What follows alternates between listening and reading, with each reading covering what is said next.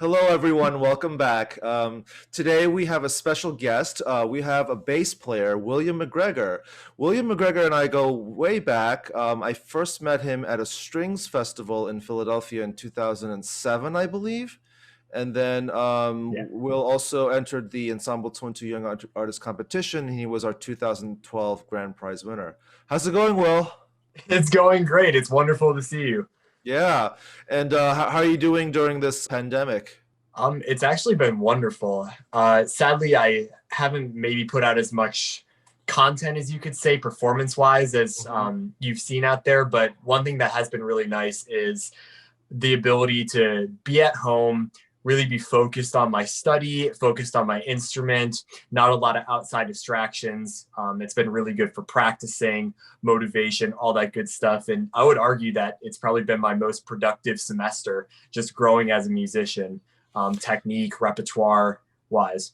That's wonderful. I'm glad to hear that. In many ways, it's been a blessing for me personally in the sense that I've actually had a lot of time to reflect on my career and also kind of catch up on the work that always been meaning to do, which is to revise my arrangements and to also think about my future. It gave me a lot of time for personal reflection, both as a person and as an artist. So it was a really good growing experience for me as well.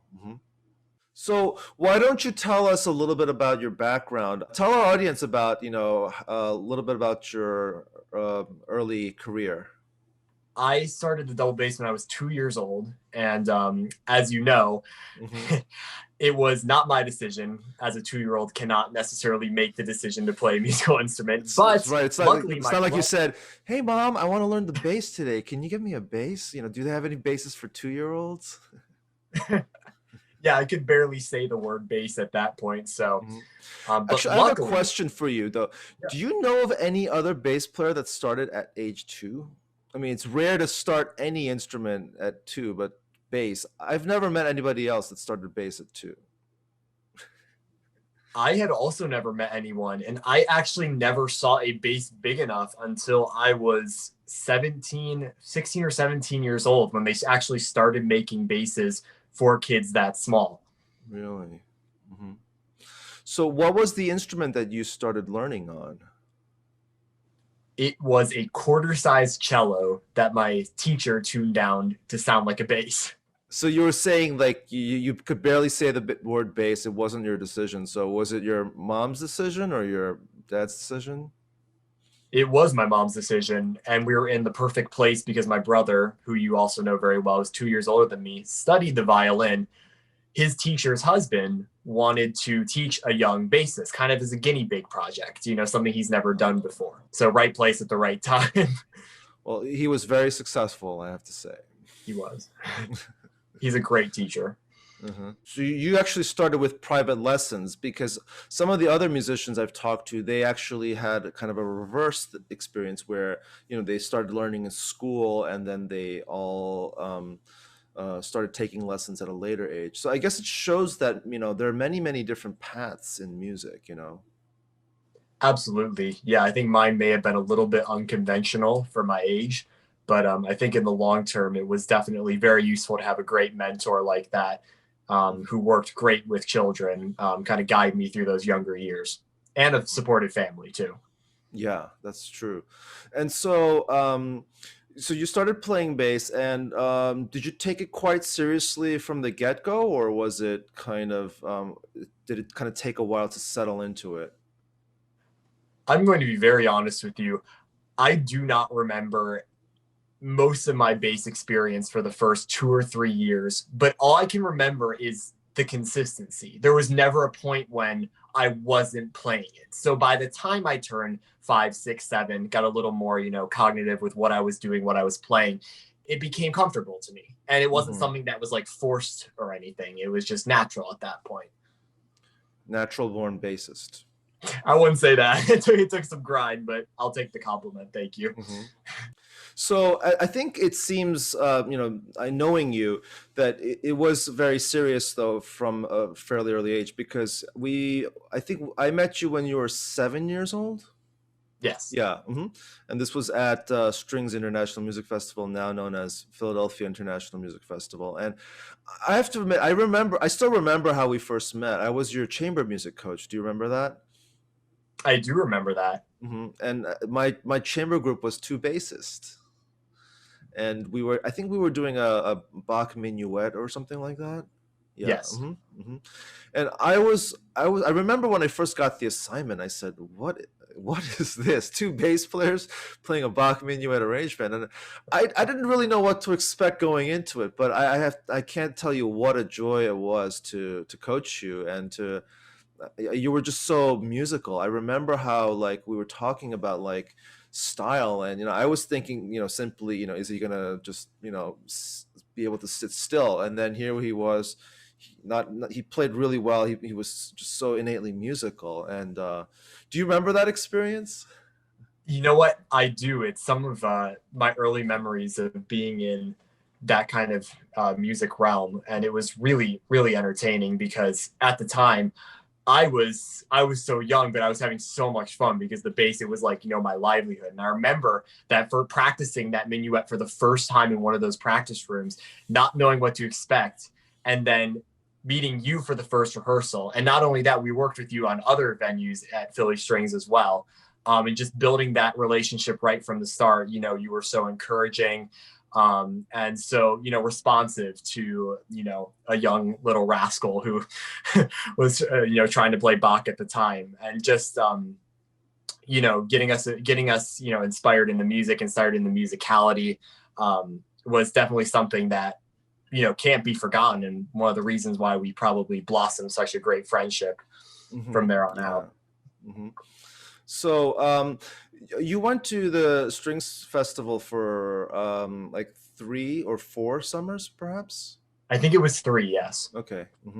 Because yeah, I taught there until 2010. And I remember, I think you were there for each one, and it was great to see you grow each consecutive time. And then, tell us a little bit about your story about what happened next. Absolutely. So I was still living in Michigan at the time, when we got an anonymous tip about, possibly applying for the Juilliard pre-college program in New York City. And lo and behold, me and my brother both applied in 2011, and just like that, I'm sorry, 2009. Um, just like that, it was such a dramatic change. I went from just playing the bass locally in Michigan to studying at the prestigious Juilliard school, and it was such a life-changing event, and something that lasted so many years, and so many memories and friends and teachers and colleagues. I think also you should mention what you did for the first several years, the commute. Definitely. So it was the first, about, I think it was a year and a half maybe, I spent there. We lived in Ann Arbor, Michigan. So every Friday we would take a 10-hour trip, stay for the day on Saturday, and then drive all day back Sunday. So, I can't even complain myself because I was just a young kid. Me and my brother were both young. We were homeschooled. We didn't have, I don't think we had much better to do, but it was fun for us. I don't, looking back on it, how my parents managed that, I have no idea. Giving up 2 days of a 7-day week, 3 days technically, to drive us out there, study, stay in a hotel, like 2 nights, and come back. It's absolutely phenomenal to think about, the Yeah. sacrifice that they went through. Yeah, it was quite amazing. And when you told me the story of how you guys were doing it, I was shaking my head, and I said, this is just incredible. But then I also remembered, Ellie Choi, the other violinist we met, and how the first couple of years she and her mom flew from San Diego every week. I mean, not that that is any easier, but it is a flight, so you don't have to drive. But the driving, it must have been so difficult, because I actually did a cross country trip from New York to Chicago, and I've driven to Indiana before, and I remember how grueling that drive was. And Yeah. to just do that kind of every weekend, I can imagine must have been a very, very difficult thing. But certainly seems like it paid off though. Oh, absolutely. Sometimes the biggest sacrifices have some of the biggest rewards. And I think in this case, I would never have been in the same place if I, had stayed where I was. Hmm. Yeah. And so, so you went to Juilliard throughout, and then you guys moved to Pennsylvania right after a few years. We did, yes. We Hmm. moved to a rental and then quickly found our forever house that we've been in for about 8 years now. Yeah. Hmm. And even then, the commute is still quite difficult from suburban Philly to New York, but definitely easier than driving from Michigan. Absolutely, yes. It ended up, we would leave early Saturday morning, get back late Saturday night. So, we got our Fridays and Sundays back, which was definitely nice. Hmm. Yeah. And so, at what point did you decide that you wanted to become a professional bassist? For me, it was very clear since I basically started at Juilliard. Just seeing my progression as a musician from being there as a 9-year old, not knowing much about style, about you know technique, and sort of having to go through the ropes. My teacher Al Laszlo, he's a master at teaching, and one thing that made our connection so special is that we had 9 years to make it. And so he knew that and he took advantage of it. And my first 2 or 3 years was grind work. It was playing Marcello or Vivaldi sonatas, going through all six of them, playing them up an octave, then, doing all the technique stuff, trying to, really get good foundation to my playing. And then as I got older in middle school and high school is when I started to realize, this might be something that not only do I want to do professionally, but it's something that I find that I can excel in. And it was just all not, I don't say natural to me, but it felt natural to me from there on out. It was something that Yeah. I had an inkling for Hmm. Just a voice inside saying, "Do it." it. Hmm. Absolutely. Hmm. Yeah. So then what is it? You auditioned for conservatories, right? And then lo and behold, you got into Curtis, right? Yes, that was Hmm. very, very exciting. Hmm. And how are your studies going there right now? You're in your which year are you in your studies? I'm currently about to go in the second semester of my third year. Hmm. So things have been going absolutely wonderfully. I have two of the greatest teachers on the face of the planet, if not the two greatest. They are the two greatest teachers on the face of the planet. Hmm. And absolutely incredible studio mates who have been, supporting me since day one. And great staff, great faculty, and I feel like I've just learned so much and grown in both orchestral, solo, and also liberal arts as well Hmm. since being there. Yeah. And do you have any special memories that you want to share from your time at Curtis so far? Absolutely. A few fun ones where my first time I learned to basically play the I don't want to say the new style of bass, but I relearned basically Bach's First Cello Suite using just a simple thumb position to play every sort of group as instead of shifting around the bass, and Hmm. kind of reinventing my hand position was kind of a big deal for me. And then Hmm. performing that. And also, right before the pandemic hit, this was in February of 2020, our orchestra went on tour around United States, where we finished at Carnegie Hall, and just an absolutely phenomenal experience. Wow. Hmm. Yeah, really special. Which cities did you hit? We hit Athens, Georgia. We played at the Kimmel Center in Philly. Um, we went to North Carolina. We went to Durham, um, So it's Carnegie kind of like Hall. a East Coast tour. It was an East Coast Okay. tour, yeah, but some really fun venues. I think we had like 6 or 7, maybe 8 performances altogether. Wow. Hmm. And what was some of the highlights of the repertoire? We had the beautiful Emperor Concerto. that was just phenomenal. We had Sibelius Symphony Number 2, which playing that in Carnegie Hall, it's just like a wow moment. Yeah. Yeah, those were two of the big ones. Just a question: Are you do you hold the bow with a French style or the German style?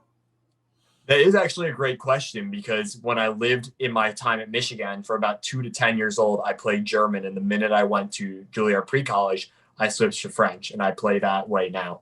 I see. Is it common for bass players to pick one and stick with one? Definitely, yes. Cool. So yeah, tell us a little bit about your experience with Ensemble 2 and 2. Absolutely. That was a very, very, very fun experience. Not only was it amazing to play what arguably is still one of my favorite concertos, which is Dittersdorf, the whole process was so at home to me because you know, the audition was just cool environment, having you around, knowing just having a friendly face being there was always so nice. And then getting the wonderful news that I would get the chance to play with you guys. And then actually coming to New York and working with the orchestra members were so friendly, you always wonder as a 12-year-old walking in to see if, you're looked down upon, but the orchestra members were phenomenal. Just working with you was, something that I've always wanted to do since I was young at Philly Strings.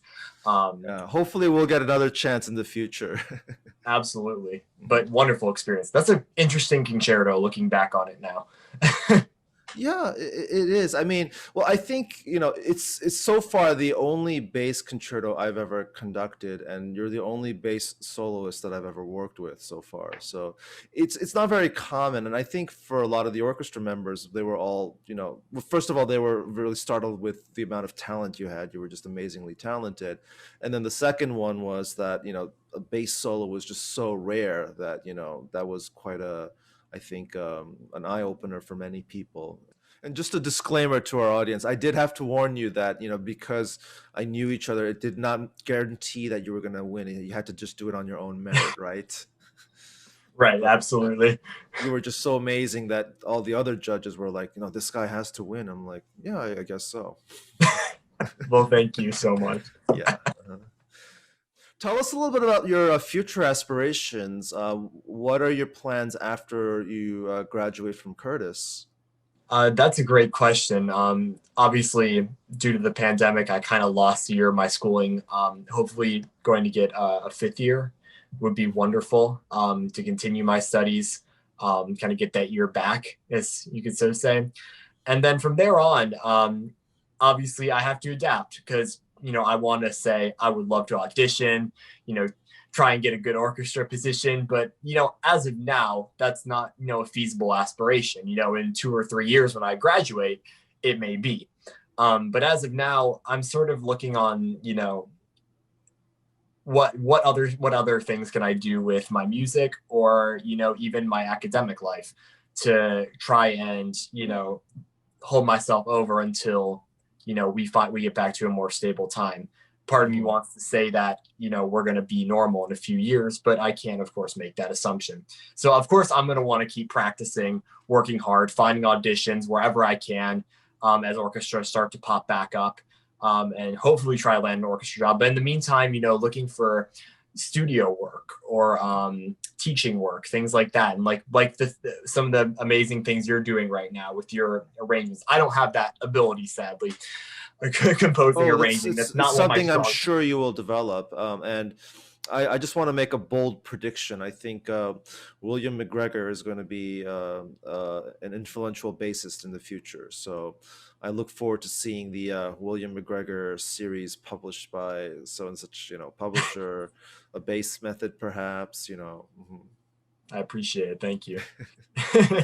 Yeah. So, one of the things looking back at my career and looking back at when I was your age, I would say that I think it's very healthy to have a balanced life. I think when I was your age, my life was a little bit skewed to being so career oriented that it's not to say that being career oriented is a bad thing, but I felt that maybe I didn't really live a more balanced life, appreciating other things that are available. And even if you know, ultimately decide to make music your career, I think it's good to have other interests and just be knowledgeable about different facts. And yeah, and just I think one of the things I uh, lacked was just a better understanding of the outside world. I just you know, I think you're in your case, I think it's good because you have parents who work in other fields. Your brother works in a different field. My parents were, you know, immigrants. They had their own business, so that was kind of like the world that I knew. I didn't really know much about the outside workforce, so that was something that I learned more about as I was exposed to, you know, meeting people outside of music. Mhm. Yeah. You know, I definitely agree with you on that. Um, as much as I would love to say that music was my one defining, you asked the question earlier, was music, you know, my one defining passion. I was actually applying to liberal arts schools as well, looking for possible, you know, dual degree programs, because, you know, part of me always wanted to keep that academic side of me. You know, I was a fairly decent high school student, so Hmm. it was Yeah, I definitely always had wasn't. interest. So I 100% agree with you that even though I want to keep music obviously at the top of my priority, I'm never going to turn down other options. In case that the doors that I want for music, and, you know, whether it's 2, 3, 4 years, maybe haven't quite opened yet, I would like to keep other interests in check as well. Yeah, that's great. And I know a lot of musicians who do pursue dual degrees, and I think it's, you know, even if they do end up, you know, performing a lot and, you know, focusing on music, they have a broader view of the world. And like I said, well, that's one thing I did not pursue, and I kind of regret it, but I'm pursuing it now. And part of the things, activities that I was doing during the pandemic was just to watch a lot of YouTube videos on various topics so that I can just, you know, feed my brain and learn a lot about other topics and other subjects. So tell us about your hobbies and what you like to do for fun. I know we have a common interest. Similar to you, I'm an absolute baseball freak. I played it through middle school, high school. Love it. Diehard Tigers fan. Playing baseball didn't conflict with music in terms of the just getting injured or anything like that. It's kind of risky, It no? didn't. I do think it's risky. I think it's about the least risky sport I could have possibly picked. Whether, because, you know, I'm also a big football, basketball advocate, but I think baseball, especially pitching, which is what I did mostly, Hmm. uh, very low risk as a, you know, high school pitcher. You're not throwing 95 mile per hour two seam fastballs, getting Tommy John surgery, so it's Yeah. pretty low key. Okay, well, that's good. I'm glad to hear that because I was worried that, you know, a lot of my teachers were very discouraging of sports, you know, because of they were afraid that I was going to get injured. Yeah, some looking back, I think I could have ignored some of their advice, not all, just some. Yeah. What did you think of this past season? If I'm being honest, I thought it was more or less how baseball should be. I mean, I love a good length of a season, but 182 games is just crazy. Maybe 60 is a little bit too 162 short. games. Thank you, 162. Yeah. 162. And 60 games, I think maybe a little bit on the short side, but I do like the length. I thought the players didn't get tired by the end of the season. And it was weird. You know, the Tigers were in the playoff hunt, you know, 75% of the season, and the Tigers have one of the worst rosters in baseball. So it was Mhm. pretty unbalanced in terms of just teams playing around with kind of house money. Hopefully it changes a little bit next year, but a lot of teams showing talent, and your team just landed a marquee deal. Yeah. So I haven't really been following a lot of the, you know, the Mets. I'm a Mets fan. We have a change in ownership, and so it's pretty exciting because I think the new owner, he has a real good rapport with the fans, whereas the previous owners didn't. So I'm looking forward to a brighter future for the Mets. All right. So is there anything else you'd like to share with us before we wrap up the interview? I think I would say, first off, it's wonderful to talk to you again. But for the people who are watching, me and my mom and my family in Yoon Jae, we used to spend a decent amount of time going to dinner, hanging out, going to concerts in New York City. And I do truly miss that. And I'm happy to be seeing you again. I'm glad to see you're doing well with all of your projects and works that are going on Thanks. right now. And I hope that we can hopefully see each other physically in the near future. Yeah, same here. I'm hoping that once this pandemic is over, we always talked about maybe taking a trip up to, Cooperstown together. I don't, did you ever end up going? No? I've never been. Okay. So we've got to make a promise now, publicly that, we're going to go sometime. Absolutely. I think that's a great idea. Okay. It's on camera. All right. Yeah. And it's online too. So now we have to do it. Okay. All right. Well, thank you so much for this interview. And for our listeners, please stay tuned. We're going to have a clip of our performance of the Dittersdorf Bass Concerto right after this interview. So please stick around. Please like and subscribe to our channel, and we'll see you in the next interview. Thank you so much, everyone. Bye bye.